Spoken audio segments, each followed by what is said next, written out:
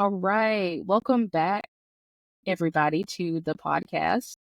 Um, I'm Chelsea Singleton. I'm a licensed independent clinical social worker trying to make mental health discussion more accessible to everybody through the means of media and music.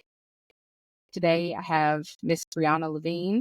She is our guest, and I'm going to let her tell us a little bit about herself, and then we'll get into diving into I'm Here from The Color Purple. Yeah, so that's always like a tough thing to stack everything up in a short brief. So I'm going to try to be quick here. Hi, everybody. My name is Briana Leavigne. I am a licensed professional counselor in the state of Alabama. I'm currently located in Auburn, Alabama, where I am part of a private practice in Auburn. However, I'm able to see clients all over the state of Alabama. Background's been working with children, adolescents, college students, young adults, that age and up to about mid-age range is who I see in terms of my population. Excited to be here, excited to talk about I Am Here in The Color Purple, and thank you for having me, Chelsea. Absolutely. I had a select list of people kind of like pre-generated before I started this podcast, and you were on it. I'm glad that when I posted on Facebook asking who would be interested. I'm glad that you were like, yeah, me. Yeah, absolutely. Because I was like, I have her in mind. And it's good to share. We've known each other for, gosh, 7 years maybe. I know I was working back at the group home when we met. So it has to have been at least 7.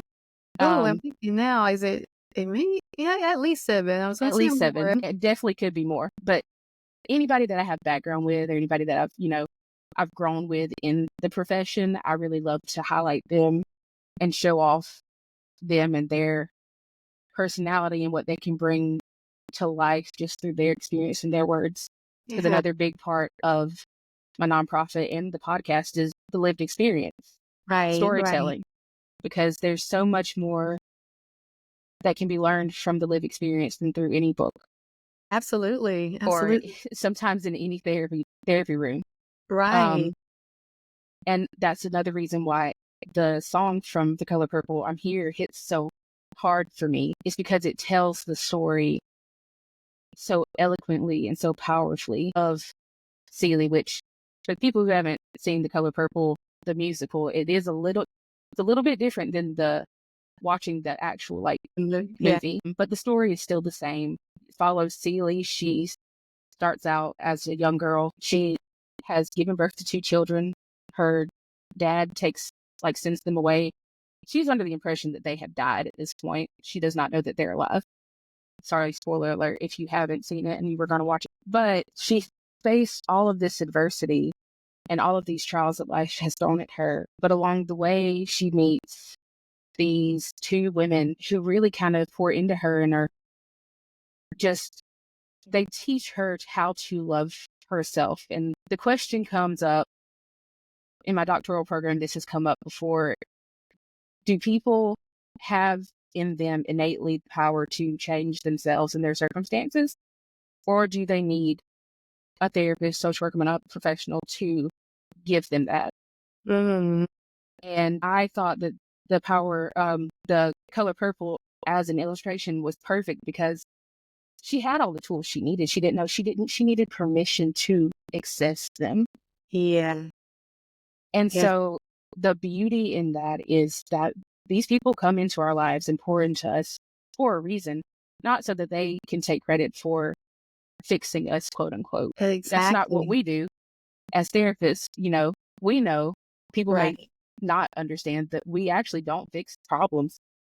Right. Our job is definitely to be there and advocate and help guide you through your journey of healing. Yeah. And so I'm excited to dig into this. I can talk about it forever. But I'm going to go ahead and start playing it. And at any time you want to stop, just say so. If you want to stop before I do. Okay. Sweet. I'm going to share my screen. Okay. And I have the lyric video up so we can kind of watch it. Okay. I just want to bring attention to, I love how they maintained the the diction in this. Got onto that as well when I was listening to it for the first time. Yes. And so the movie is set back in like 1903 or it was like 1912 maybe, going into the Roaring Twenties. And so in African American culture back then, it still rings true today, but back then it's specifically the dialect. I said diction, meant dialect. But the dialect was a huge part of their storytelling. A lot of the way that they spoke was so that their masters would understand what they were saying. Now, The Color Purple, while she was not owned traditionally in the sense of by a white slave master, she was owned by her husband and her dad, essentially.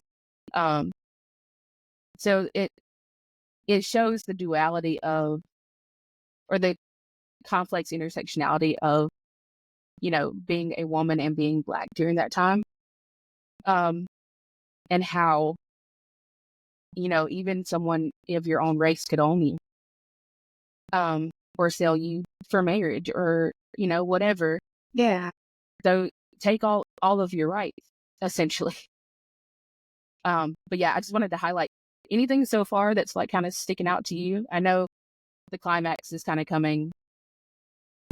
Yeah, no, there's a lot. I don't know if you want me to go ahead and share what's Yeah, for sure. so far. Okay. It's telling. It's very telling, and as I'm listening to it again, it's speaking a lot to me. Just with it's acknowledging struggle, but well, we haven't gotten to the part. See, I feel like I'm gonna get ahead of myself trying to talk about this and how it relates to the ending. Right. No, I get the it. song. But definitely pointing out how, if you can rewind, just yeah. trying to remember all the words up until this point. No, I feel you. So it starts out, she's recounting. I like to say that she's doing affirmations, essentially. Yeah. So she starts out with her sister, who she's been separated from at this point. Then she goes on to her children, who she believes have passed away, but she still feels connected to, still feel connected. Very much so. Then she goes into her house, her chair. Moving forward, I think gratitude. Yeah, total gratitude. And my hands, my heart, really living the embodiment of gratitude to keep herself moving forward. In the musical version, at this point of the musical, she has taken ownership of a bar that her dad owned previously, but was actually left to her and her sister by her real dad, who she didn't know existed, and has turned it into a pant shop. And so now she's just looking back on all of this has kind of gotten her to this point so far. Yeah. And this is kind of like her big transition from being this meek, mild girl who feels worthless, or who's been taught that she's worthless by these men in her life, to this empowered woman that has been built from empowered women. Right. And that's why I was so hesitant to say, what my thoughts were, because I know that's coming later in the song, of the empowerment that's coming with this. But definitely even down to that very first line where it says, I don't need you to love me, I don't need you to love. And how powerful even those two statements can be when saying, like, let me show you what I know about love. And in the end, we'll see how that plays out and how she's able to recognize, like, this is within me. I have this within me, and I'm empowered because of this. Absolutely. Yeah. And another huge component of The Color Purple is, and the reason it's called The Color Purple, is in the movie and in the musical, she's walking through the woods with Suge Avery, who is the big boss of the movie. Everybody wants to be her. Everybody wants to be with her. And she's also an old fling of her, of Celie's husband at the time. Yeah. They're walking through the woods, and Celie's kind of asking her, she's like, I don't know if I believe in God. And Suge says, look around you. How do you not believe in God? Look around you. Like he's in The Color Purple, and she's referencing flowers at that point. Right. Just indicating that he's everywhere if you allow him to be. Yeah. And it's such a beautiful sentiment to, there's been times I've struggled with my faith several times, where I have been like, man, if I get one more hit, I'm not really sure that I'm going to continue to have this conversation with you, God. Where are you at? So for her to get that kind of reassurance from such a strong woman in her life at the time, Right. really, I do believe kept her going, because she was at a point where she didn't want to. Right. Absolutely. I'm going to keep going so that we can get to like the middle part. I'm backing up just a bit. I love that line. We're on the same page. I was gonna say, wait a minute. Yep. I love that line. Yeah. So much is in that line. Absolutely. What are your thoughts? Absolutely. No, it's so, the visual, like things come to life with these lines here as I'm seeing, okay, I may not be able to see as much, like I used to, but I'm recognizing how the world is around me. I'm recognizing all these things, me and how I fit into this world. Like think about how, going back to that time frame again, like you said, what it looks like to be a Black woman, but also a woman who is owned by, husband and father at the time. And, I recognize that this is how the world is around me. Visually, the things that are actually in front of me, I may have struggles seeing that, but I do see what I need to see, basically. Yeah, I do see the things that are happening around me. Oh my goodness. And not only the things that matter. Yeah, no, yeah. I think it's so, telling in our younger years, our eyesight may be better, but because we don't have the maturity yet, we don't see the things that are important a lot of the time. It takes years for us to be like, man, none of that stuff that we were worried about back when our 20s actually mattered. But from, years of learning, from, going from a visual eye to like a mental eye. Yeah. It changes the way that that's presented for everybody in their later years. I can't wait for my 30s, because I'm told that it's the new 20s, and I'm over being in my 20s. So maybe that's what comes in my 30s is more wisdom. But no, just got my eyes that they don't see as far now. They see more about how things really are. She's no longer scared of, her husband at this point. She's no longer scared of her dad. She's no longer, she's no longer in a cave. And it's all because of her mindset shift. Right. Her ability to be resilient in these moments of adversity, these complex, long-term moments of adversity, in a time where there was no one there to help her. No, there wasn't anybody coming in advocating for her other than these two women that one is her daughter-in-law, and then one is her husband's old flame that's come to town. Yeah. So I don't know. I love that line though. Yeah, absolutely. Absolutely. That mark where it's like, okay, I'm at that point to where I'm breaking free, my past, I know the things that I've experienced. Now I'm starting to hit that nail with the hammer, so to speak, on that, cracking that shell, setting myself free from these things. For sure. And now she's about to show us that. Right. Which I have to take a moment Cynthia Erivo is the GOAT. Like, for real. Do people still say that? I'm pretty sure people still say that. She's in Wicked. If you haven't seen Wicked yet, go see Wicked. Yeah, I have not seen it, but I've seen so many different clips, and I'm like, okay, this is wonderful. I need to go see it. I've seen so much of her now. Like before before, actually prior to Wicked. Well, no, I knew she was in Color Purple, Mhm. of course, but before that, like I hadn't really seen a lot of her, and Yeah, so no, just me either. she's doing her thing right now. Yeah, she's taken off. Um, but that's a side note. I just had to fangirl for a minute. This is a good reset moment. Like, okay, prepare yourself for where I'm going. Yeah, it's like breathe for a second, man. um, this is like again affirmations, pep talk.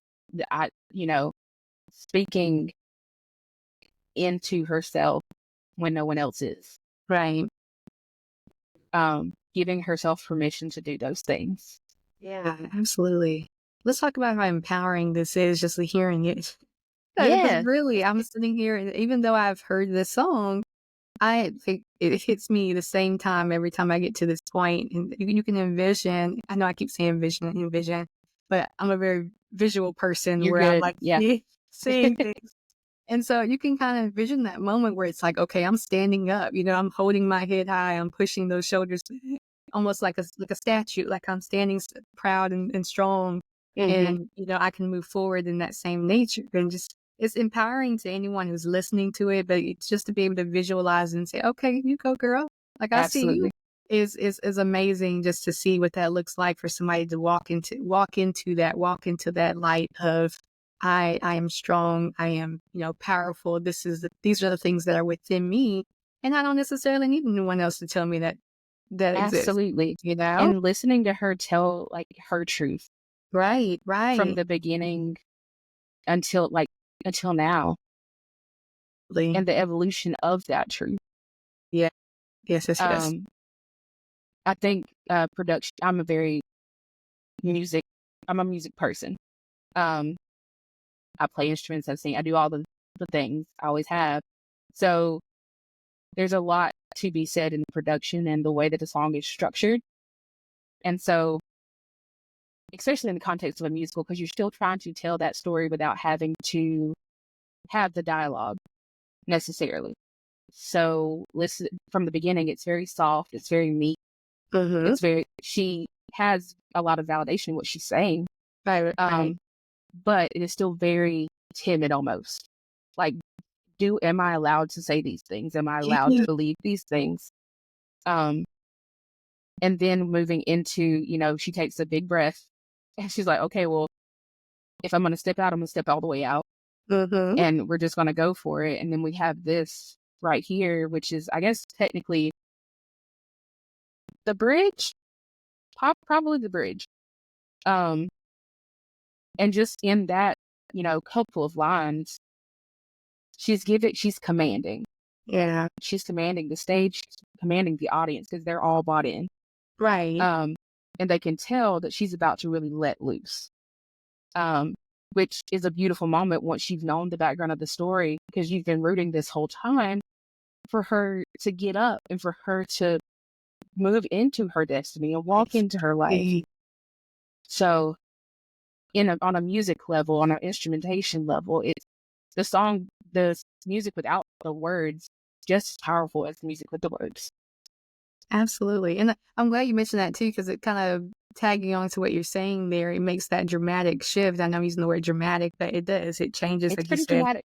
So it's precisely where it's like, okay, you're forced to pay attention. You're forced to give in to what's happening, what's changing, and it actually signifies that there is a change happening, if that Hmm. makes sense. Like, okay, since you hear this dramatic change in music, know that it's something different is happening right now. We've switched, like we've been talking about. We switched mindset. We switched our perspective.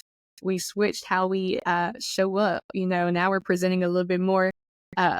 What's the word I'm looking for? Ooh, I want to use powerful. Powerful. Um, Powerful. That works. We'll Yeah. go there. You're presenting different than that timid that we've Huh. talked about here, that timid self.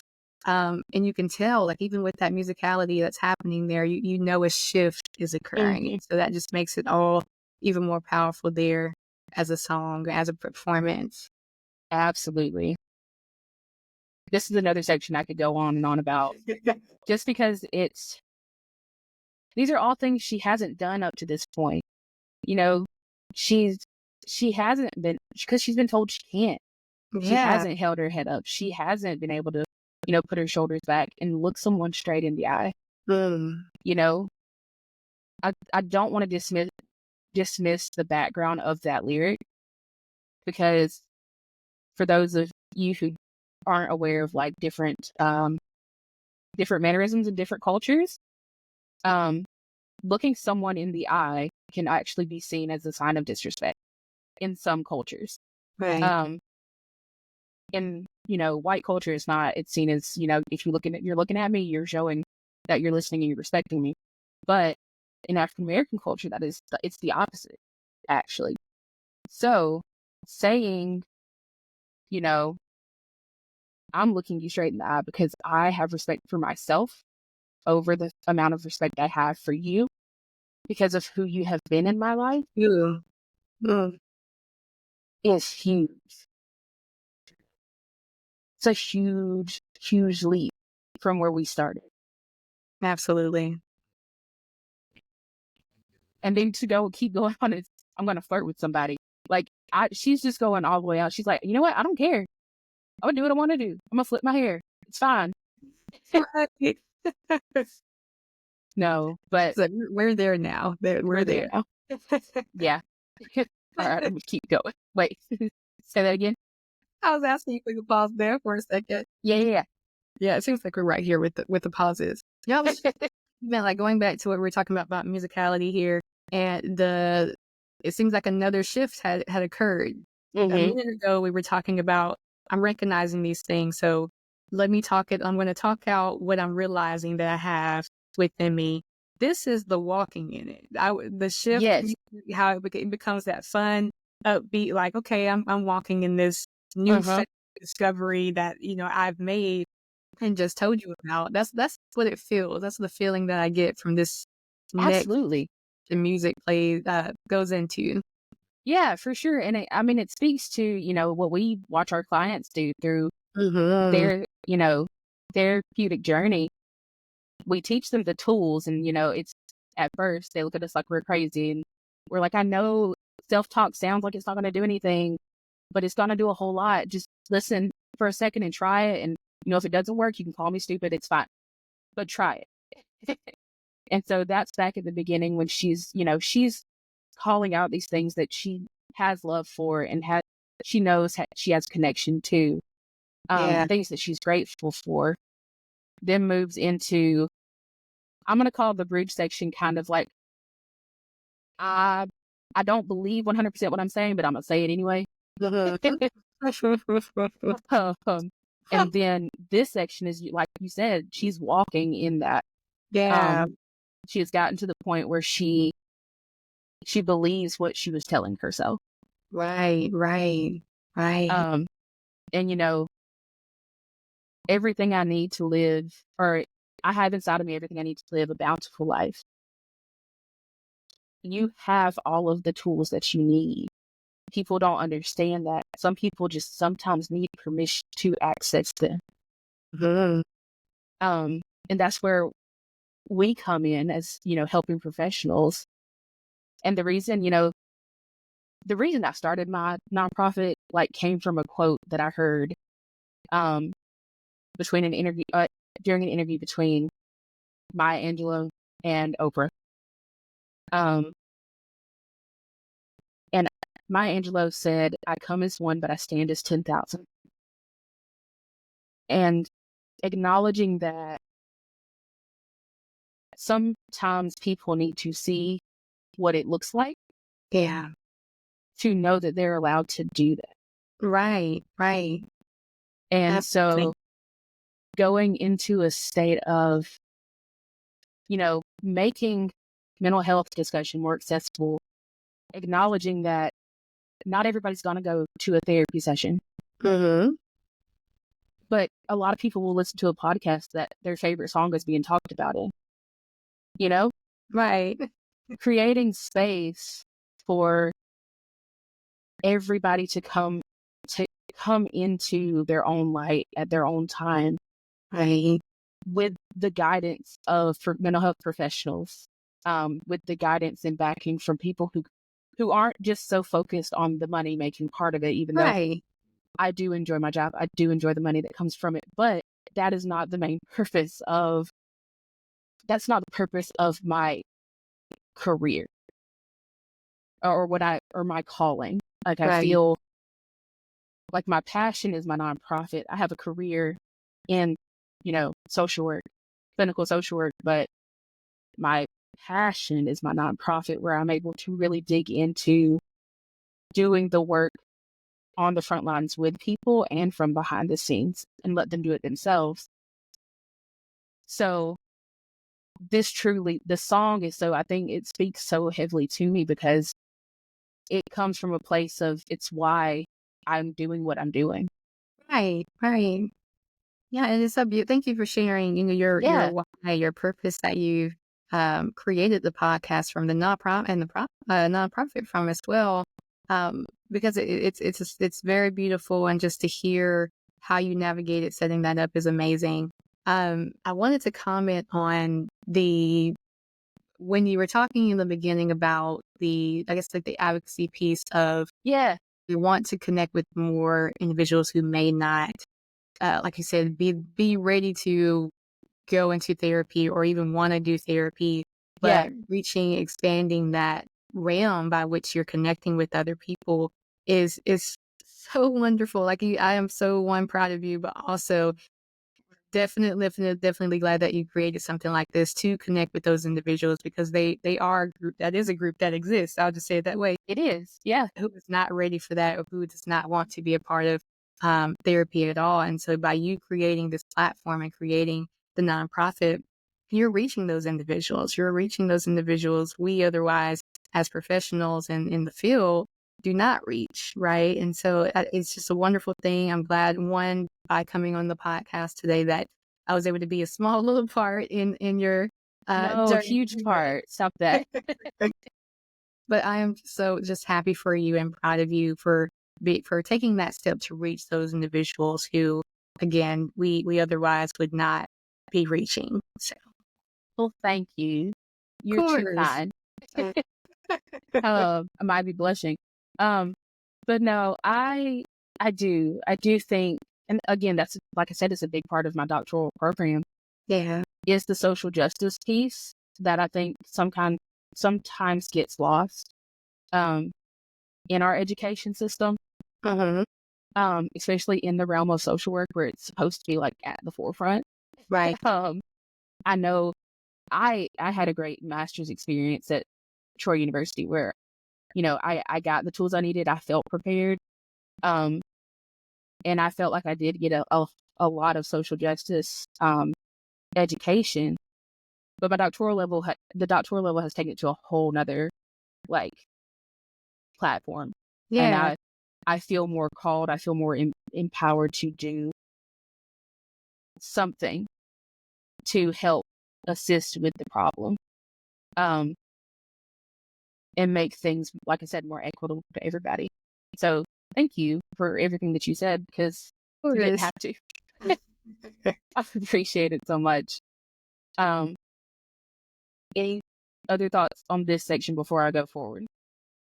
Inside everything that, yes, I do want to make a comment about having everything that you need within you, and sort of challenge the stigma a little bit. I wouldn't be uh person I am if I didn't try to knock at that stigma first. Uh-huh. Just being that, you mentioned at the beginning also that there are people who think that going to professionals such as us is a way of, quote unquote, we're fixing their problems, or we're doing all of the work. And I like what you were saying too about how we sort of we put that back in the hands of our clients, right? We let them know that this is all you. The work that you're doing, the changes that you're seeing, this is all you. This is the things that you're doing. We're just here helping you navigate, like you said, feeling free to access those things, feeling free to, one, discover that you do have these things within yourself, and have the tools that you need to handle anything that comes your way For to sure. achieve the goals that you're wanting to accomplish, and just navigate living a life of fulfillment and a life of purpose that, as you may so desire to do. And so this is when I read that, I'm like, yes, yes, yes, yes, yes. Mm-hmm. Someone else gets it. Yep. Someone else sees it. Because that's just a wonderful feeling to have when you feel so empowered and knowing that you have the tools that you need. The thing about whenever I'm gonna give another visual here, trying to set up something, this desk that I'm sitting at, I completed it all by myself for some reason. And navigating the pieces, I'm like, okay, where's part A? Where's part B? Uh-huh. How do I put these things together? And so it's a constant discovery of where these parts are, where these tools are that I need Mm-hmm. to create this structure that I have purchased to put together. And sometimes it's the same battle that we're having mentally. It's like, okay, I'm searching for these things, but I may not be searching in the right place for these things, because where these tools and where these things are that we need to fulfill these things are actually Right. within us and inside of Right. us, versus the external people or Uh-huh. places or things that we're going to that we're trying to go to in order to find these things. And so Absolutely. therapists and licensed social workers, these mental health professionals that we go to, it sort of reminds us like, hey, tap into it. It's Yeah. there. Tap into it. And so just a comment I wanted to make regarding that, and sort of give Yeah. another visual of what that looks like to come into that discovery of, Mhm. everything I need is right here. It's here.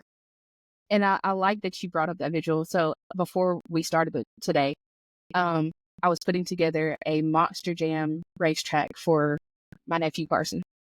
He's 4. For those of you who haven't heard me talk about him, and he's my whole world. So, of course I was going to put it together, and of course I knew I was in a time crunch, but he said he wanted to play with it, so we put it together. Um, I was trying to jam 2 pieces together that weren't supposed to go together, but looked like they were supposed to go together because I wasn't using the instructions, of course. Because he was really hyped to play with it. He was in my face trying to like already play with it, halfway constructed. I was like, please move, let me finish this. So I told my mom that the batteries didn't work in the piece that I had tried to jam together. This is the second time I told her the batteries didn't work, so she went and bought a new one. Um, Come to find out, I just didn't put it right together or together right. And it wasn't fully connected. So in that illustration, sometimes it's not even the matter of, some people know they have the tools, but it's not the right tools for the situation that they're in. Yes. Um, Sometimes it's the pieces that they're trying to put together, like the puzzle piece that we want to get in to that one. It's the last puzzle piece that has to go there, but it's not actually for that section. We try to jam some tools in, or some pieces of ourselves into places that they aren't meant to be, Yeah. or withhold parts of ourselves that are meant to come out and Right. Right. be at the table, for lack of a better word. Yeah. Yeah. While we're talking about tools too, just something popped in my head. Let's note maladaptive tools. Let's Yes. throw that in there too. Sometimes we makeshift certain tools that doesn't quite fit what we need in terms of that. Yeah. And I could name things. I won't go into naming those, but those different things that we try to use to Feel free to name them, honestly, if you want to. That's what it's for, you know? Yeah, yeah. Well, certain things such as using substances as Mhm. a form of coping, Yeah. something, an avenue that we take that can be destructive, self-destructive in those means. Having, thinking that ending our life is that way out, those maladaptive thinking that we have, um, thinking that that's our escape. In this situation, think about her her storyline, and what that looks like for her. And she's reached this point to where she's like, okay, I can move now. I have shifted my mindset. I've developed those tools. Oh, goodness gracious, words are hard today. It's I okay. have developed those tools. I have channeled the things that are within me, and can move forward. But Mhm. not everyone gets there, and it without navigating some other tools or strategies that they've tried before. So it's not always a smooth journey. I'll say it that way. It's not Yeah. always a smooth journey to this discovery that we're listening to right here. And so sometimes we make shifts. Sometimes we make Yeah, shift tools that don't quite fit, like you mentioned, the situation at hand. absolutely. And going into that last line, thankful for every day that I'm given, both the easy and the hard ones I'm living. I think that is just testament to what you just said, but also to the, testament to the fact that that's what builds us. We Yeah, are the combination of the easy and the hard days. absolutely.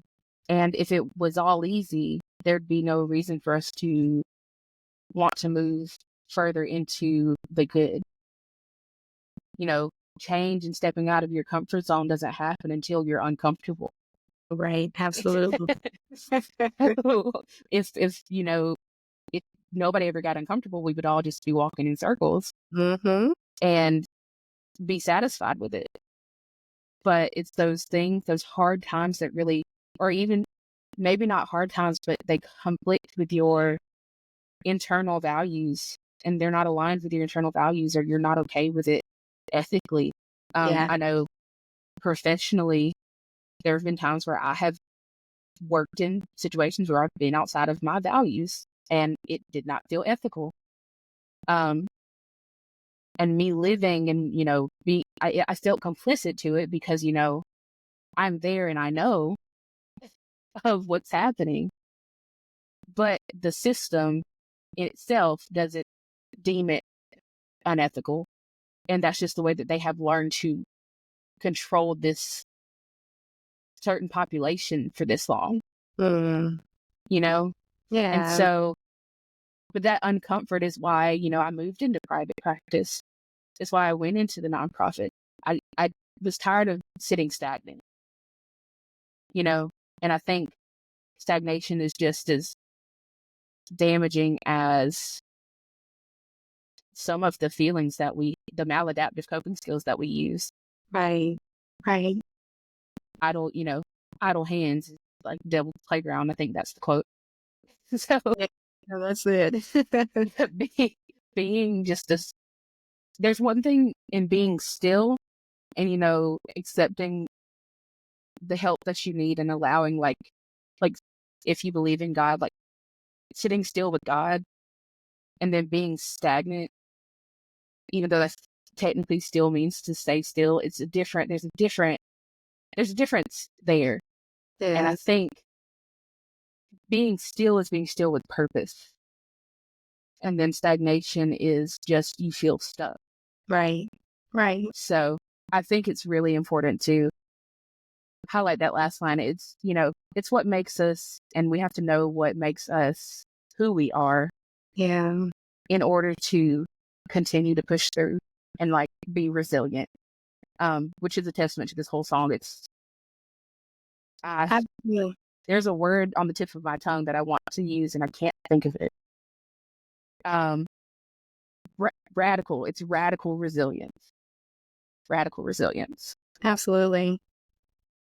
I think about with those last two lines there and what you were saying too, thinking about what the world would look like if the seasons didn't change. Right. And what exactly would that look like if the Really. seasons did not, like, the literal seasons, if they did not change? Um, and so it does teach us, even with those hard times, and this is, trying to think if I want to disclose some of my own stuff here. I got you.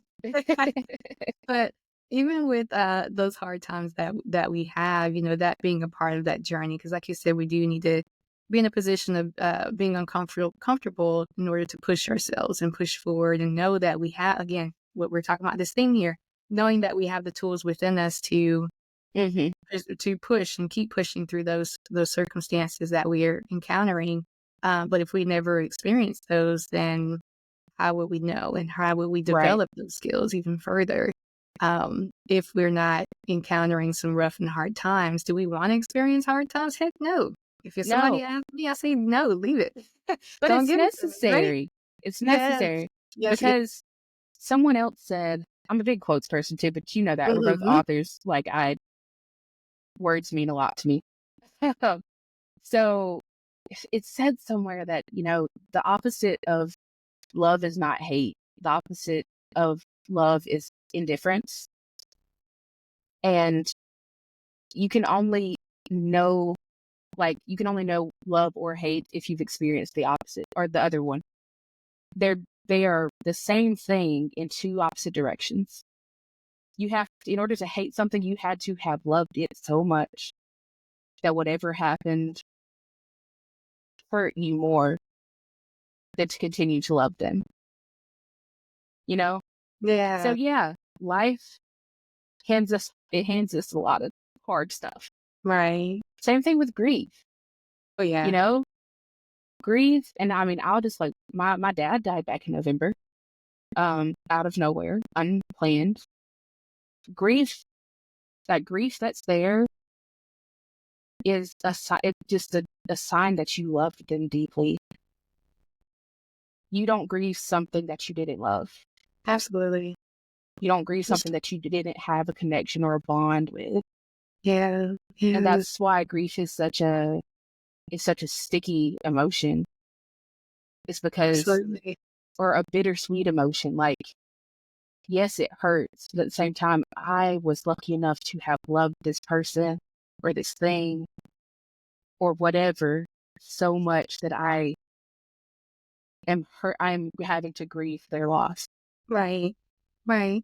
And I want to speak from and this is not a specific client experience. So I want to throw that out there first before I get into this. Yeah, for But sure. generally speaking, with clients who, let's say they've experienced a breakup, say a relationship, go that route here, and they may be extremely happy, you know, at the end of it saying, you know, that's his or her loss or something like that, but yet still feel something internally that is nagging at them. And a lot of times that is that grief, because you said either you spend a lot of time with this person, you've connected with this person in some light, and when it comes to social interactions, that's a big one there. You know, family, friends, anyone that you've had that connection with, that human interaction with, versus it being an object. Sometimes that's where I'm going. Absolutely. It can be even challenging to navigate that grief, but that very well may be an underlying thing that's happening, because yes, you up here, you're like, okay, I recognize this wasn't the best thing for me, but deep down in there, that's that grief happening. You're grieving, one, what that was for you, also grieving the absence of that as well. Absolutely. And having to navigate those emotions and feelings surrounding that too. Yeah. And this goes back to the first episode of the podcast that I actually did. Me and my classmate Joy, we reacted to Running by NF. I don't know if you're familiar with his work. He's a rapper. He used to be a Christian rapper, which, interesting story. Like, he basically was like, why should I have to deem myself a Christian rapper and not just be a Christian and a rapper? Like, like, I shouldn't have to be, like, stop trying to put me in a box, basically. But I highly encourage listening to his music, especially as a therapist. He has an album called Therapy Sessions. And it's very indicative of working internally with himself to get past some of his trauma. But in that episode, the song basically is, he's talking to himself, and he's talking about how, you know, there's this part of himself that he's had his whole life, and it's been with him his whole life. But now he realizes that it is holding him back, and it's keeping him from having a healthy life. And so having to even grieve internally a part of yourself that has always been with you, or even those maladaptive coping skills, self-harm, you know, having to grieve substances, having to grieve all these things that have kept you good, all these things that have kept you going. You're now, you know, it almost can feel like a betrayal when you say, especially when you're talking to parts of yourself, when you say, well, you're no good for me anymore, you've got to go. But my co-host Joy reframed it, and she was like, it's not so much saying let it, like, they have to go, they can rest now. They can rest. So just a little tidbit. I know we have totally derailed into mental health talk. I'm so sorry. No, it's okay. I did it too. I do this, and it happens every episode. I don't know why I'm surprised. But people keep coming back. We hit 50 listens the other day Oh, for the podcast. wonderful. So people actually are listening to it. So I'm just, Yes, keep doing what we're doing. absolutely. All right. Let's finish this song out. It finishes out strong. Let me back it up just a little bit. Every time I hear that, this is a song that I have on a playlist that if I just need like to pump myself up and remind myself Yes. that I am worth it and can do whatever I put my mind to, it's on Yes. there. And this last line, it just kind of, it brings the whole movie full circle. Um, Loving who I really am, because we Yeah. so often don't do that. Mm, Um, yes. the part that we love is the part that people see so often instead of the part that is authentically you. Mm-hmm. And, we talk about making spaces. I call them brave spaces, instead of safe spaces, but, Yeah. creating brave spaces for people to walk into and live authentically Right. and not Right. have to feel like they have to code switch into whatever contorted form that's trying to fit into a box. Mm, Um, absolutely. it's just, and then for her to be able to, I am beautiful. And regardless, even if I wasn't, I'm here, Mm-hmm. which Yeah. means that I am innately worth it. Absolutely. Being here, just a person breathing, makes them worthy of love and belonging. Hashtag Brene Brown, if you haven't read, audience. But I will live by that because so often people are confused in the sense of what makes us worth it. Yeah. But I know you were trying to say something, so I don't No, want no, to keep you're talking. fine. Yeah. Well, first I was going to say, I don't know if you saw how many times I was blinking in this one line here. Uh-huh. One, because the singing is just so beautiful. She has an amazing voice, She and does. she could say the sky is blue, and I would have some type of response. Emotional Versus, reaction. right, right.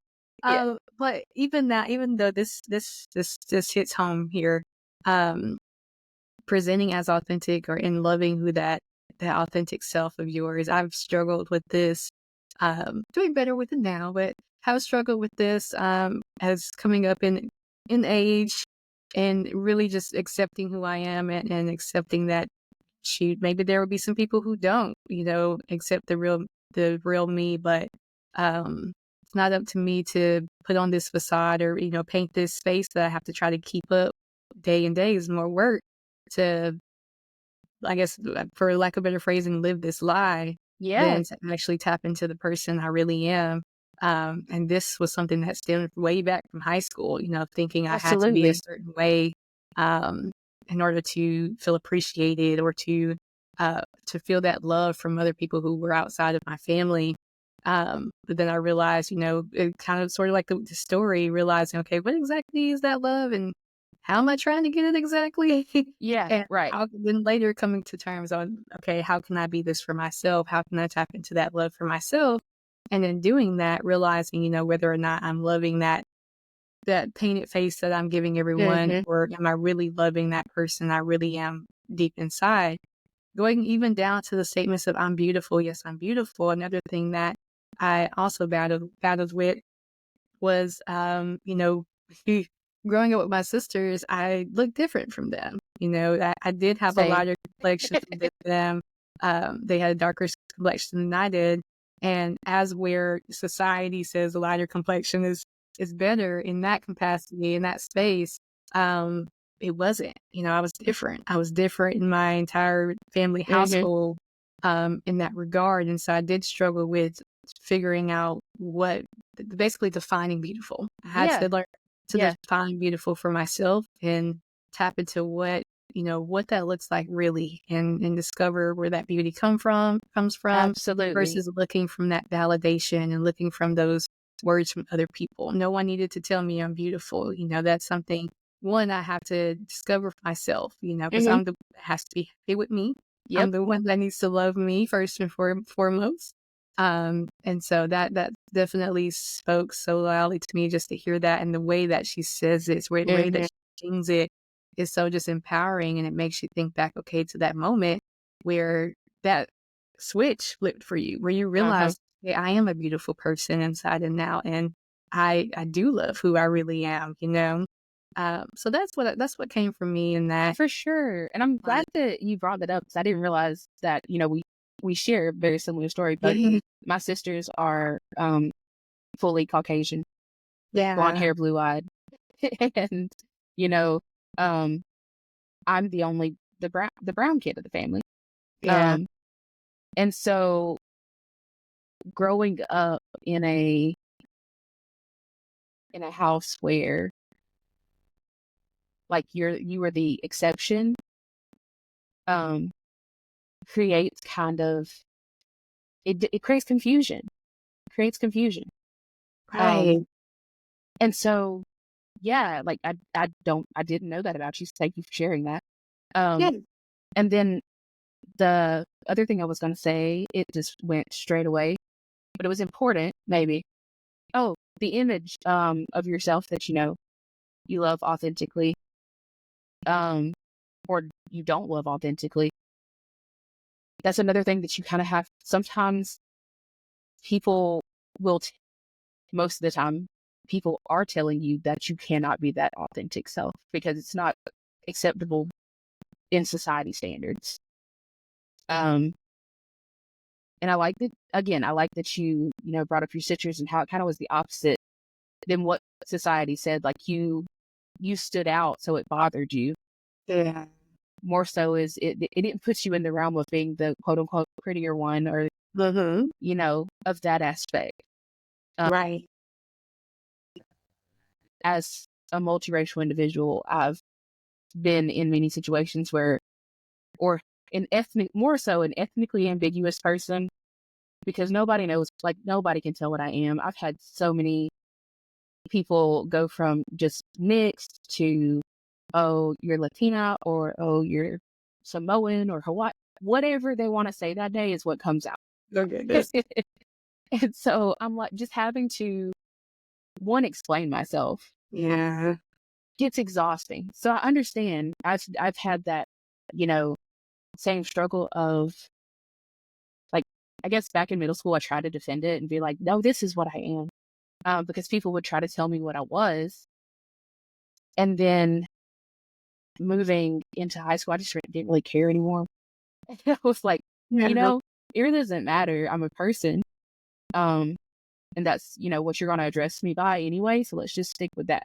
yeah, yeah, Um, yeah, so sometime, and not to say that there's not importance in that heritage, because there definitely is. Being someone who, you know, my mom's half Native American, um, and my dad's Mexican. The other fourth to me is white. Trying to be true to yourself and authentic to yourself are those different parts of yourself. When you kind of feel like you have to shut them down in order to move through life like quietly and not cause too much of a distraction. yeah, And that's what I feel like, again, at the beginning of the story, that's what the beginning of the story was, trying to move through life without causing any interruptions. hey, right, Um, like I'm gonna do these things and say these things quietly so that it doesn't bother anybody else. mhm, Um, but now, she's full powerhouse saying, you know what, for lack of better words, screw you.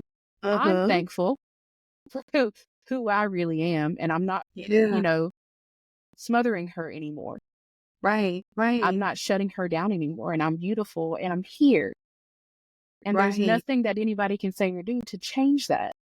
absolutely, absolutely. Something that made everything that you're saying and in our stories that we just told brought me back to, um, just noting like I'll say the decrease in impact of messages from other people.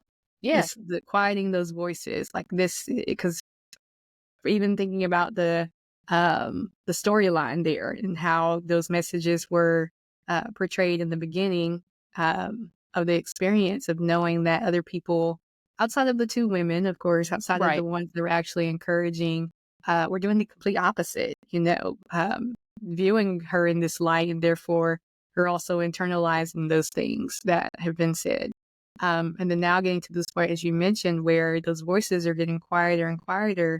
And even to the example that you gave us just then, saying how, in high school, you just you ignored it basically, no longer mattered and all those things. And as we're coming into our own identity, we shed that light on ourselves too, of saying, I'm no longer going to welcome these different perspectives. I'm going to lean more into how I'm viewing myself. I'm going to change how I'm viewing myself.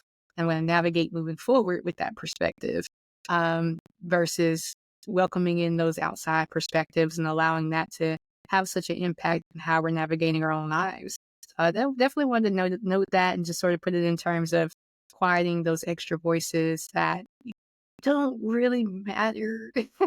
Right. Because at the end of the day, most of them don't.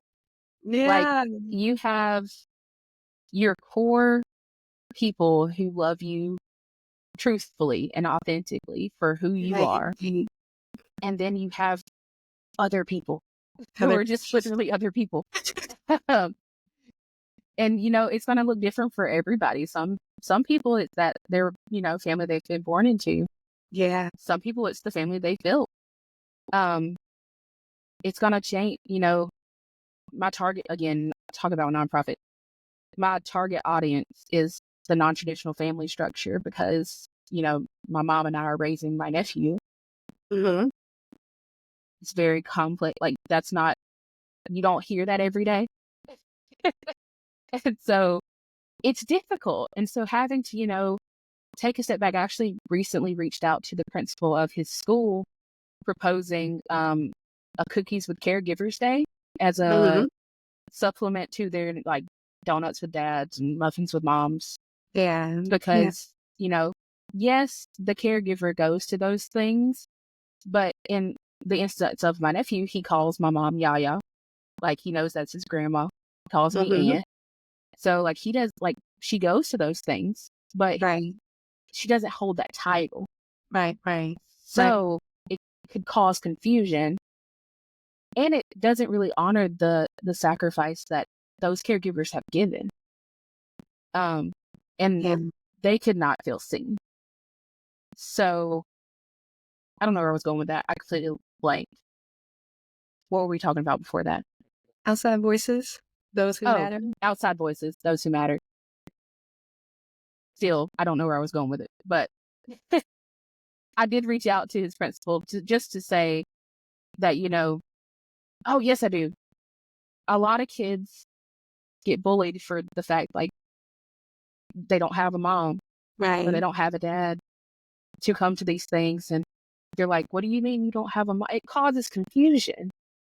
And, over time, of course, he knows that we love him. He knows that he is provided for and that, we take a bullet for him. But titles and the words that people use, how does that play a part in our identity and our growth? How does that play a part in the way that we see ourselves? What questions does that bring up? Right. So being more inclusive, and instead of just you can still keep muffins with moms, donuts with dads. Cool. Let's do something where we just say, hey, whoever takes care of me, whether it be aunt, uncle, grandma, grandpa, brother, sister, whoever takes care of me gets to come and be recognized. Right. And that could change the way not only the child sees themselves in the eyes of, I have a person who loves me, but also give the recognition to the caregiver that has sacrificed, this isn't my biological kid. Right. But I'm here. Right. So, absolutely. I am going to step into the gap for them. Right.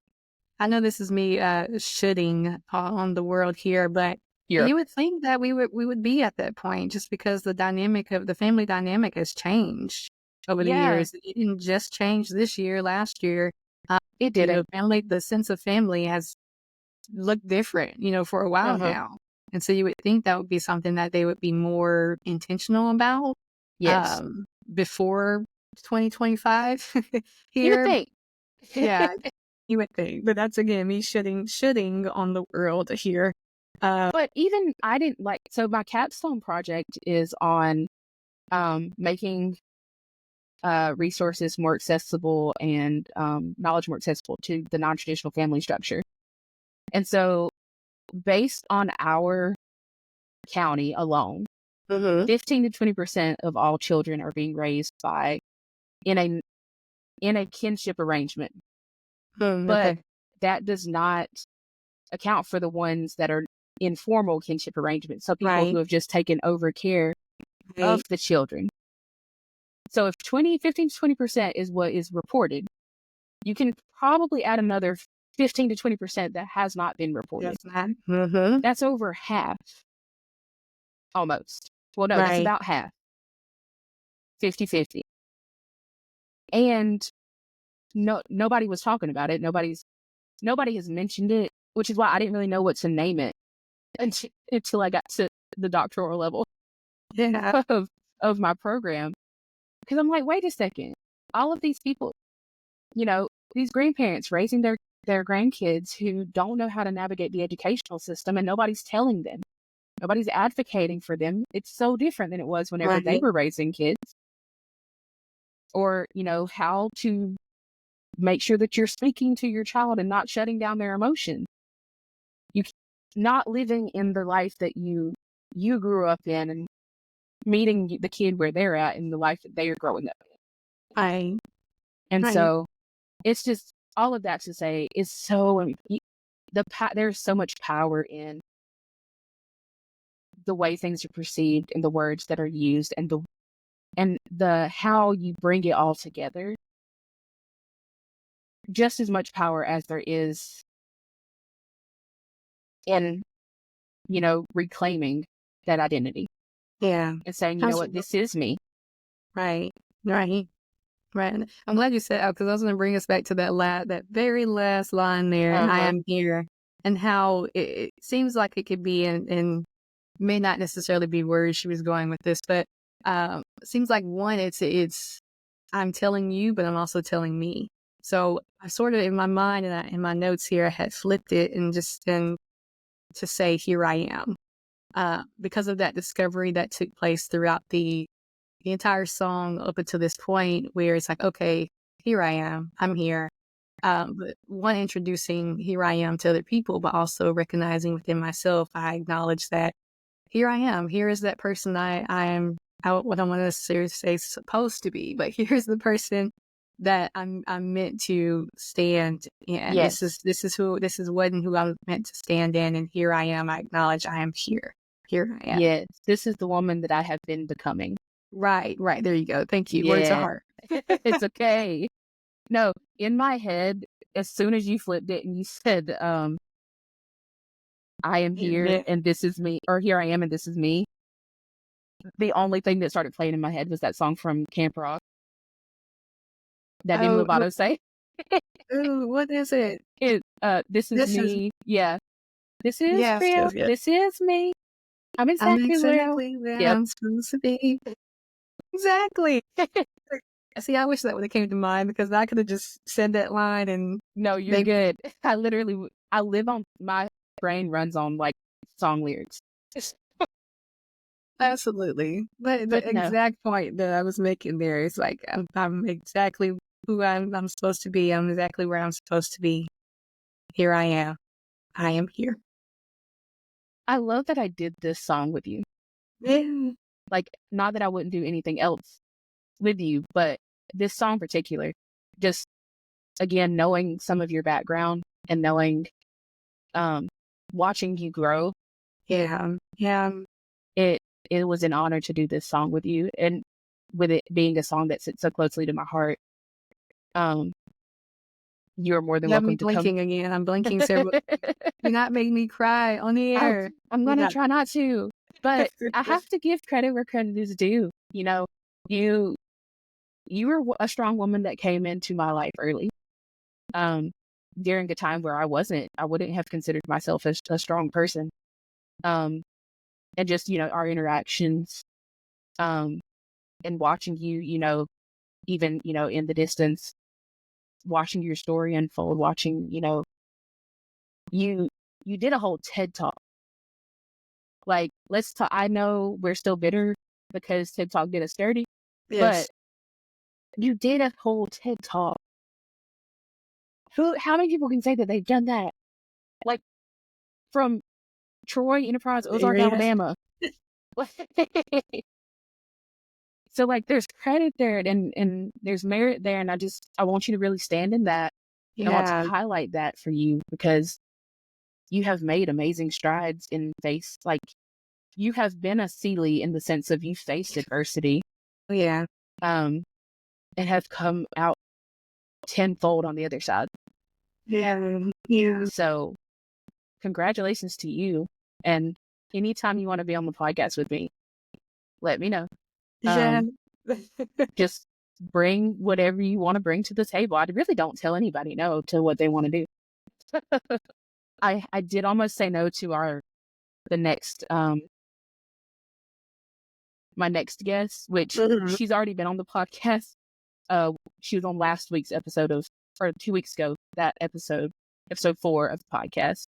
And she wants to react to Selena, the biopic, or Selena Okay. Quintanilla Perez. And I don't know. I said, I'm still mad at Yolanda and I'm still waiting to like be at the jail gates when they open it to let her out. So I don't know if I'm gonna be able to emotionally contain myself enough Yeah. to do the biopic, but because Selena was my girl. I almost told her no, but I think we're gonna do it. Okay. So stay tuned. But Yes, yes, yes. talk Well, about a lot thank of you stuff. so much. Thank you so much. And I appreciate the kind words that you gave me. And just thinking about, this song definitely connects to my experiences. And I definitely held back a lot of emotions doing this. And probably the reason why I was tongue tied so many times in our That's okay. but definitely can relate to, having those adversities and experiences and overcoming it. And a lot of it does tie into identity and search for self, and searching for those, like we mentioned, those tools within ourselves to navigate and get us to that best self. Or I can't even say I'm my best self right now, so I can't say I accomplished that. But Hey, just we're say, all continuously becoming the best version of ourselves. right. So I definitely appreciated working on this song and talking about this song with you today. And there definitely was some connection there, but I definitely thank you for acknowledging that journey for sure. Even though, like you said, we are a bit bitter about how things went with the TEDx talk there. But also, just as Celie did at the beginning, gratitude, nothing but Gratitude. gratitude. Can be able to say, these things happen, however, it happened, It right? happened. Yeah. And just going over all of the experiences I've had, even though there's been some really rough days, really rough times, really rough experiences that were Mm-hmm. outside of my control, knowing that, hey, I'm here, I'm standing, I've made it on the other side of that, navigated that situation with the help of God. I have to say that first and Yep. foremost. But also, it just showing that gratitude, being grateful for the flowers and the trees and the grass around me, and all the beautiful people around me as well. For yourself, for you Mm-hmm. being a part of my life as well, and seeing the work that you're doing and how empowering this is. We sat and we talked about even just this platform. Now I'm like, oh, that's exciting. That's wonderful. That's great. Yeah. And you're doing so much, in the community with your nonprofit. And I've been watching you. I've been watching the different things. And I hate that I could not attend the event that you had in Troy that one time, because I know it was wonderful and beautiful. But Yeah. keep doing what you're doing, please, because the world needs you. I'll just throw that out there. Thank you. The world needs you. Your community needs you. Those clients in the community need you as well. And so, any way that I can be support, any way that I can come and share anything and everything, I'm definitely willing to do that. You just let me know and say the word, and Absolutely. I'm there. I'm Absolutely. here. I'm there. Well, with that, that's going to be it for today. But everybody stay tuned. Next week, we are recording probably Selena. If not, it'll be another movie. We'll see how my emotions sit when we start to do it. But we will be reacting to a movie next time, nonetheless, whatever it is. So get prepared, bring some popcorn. We'll talk to you next time.